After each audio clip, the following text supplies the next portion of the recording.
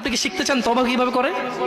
খুব সহজ, কোনো হুজুর লাগবে না, কোনো কোরআন খতম লাগবে না, কোনো কাউকে দাওয়াত দেওয়া লাগবে না। দিন হতে হবে জরুরি নয়, রাত হতে হবে জরুরি নয়, নামাজের সময় হতে হবে জরুরি নয়, জরুরি নয় ওযু থাকতে হবে। তওবা এখন এখানে করা যায়। তওবা মানে রিটার্ন, তওবা মানে কি? রিটার্ন মানে ফিরে আসা।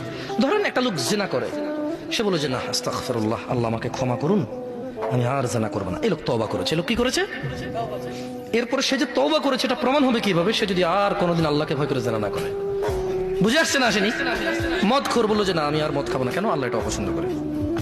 তো এটা কিভাবে মানে তওবা বলে গণ্য হবে? যখন সে আর এই কাজ করবে না, যখন সে আর এই কাজ।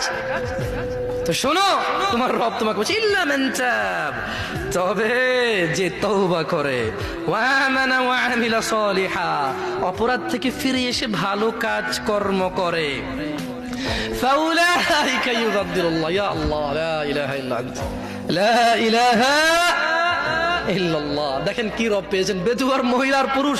কোরআনটা পড়ো, দেখো কি পেয়েছো, কার থেকে দূরে।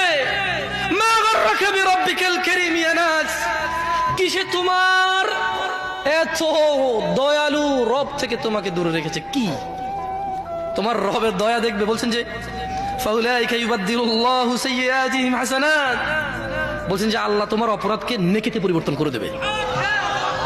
তোমার জিনা এটা নাকি নেকি হয়ে যাবে, তোমার মদ এটা নাকি নেকি হয়ে যাবে, তোমার অন্যায় অপরাধ এটা নাকি সওয়াব হয়ে যাবে।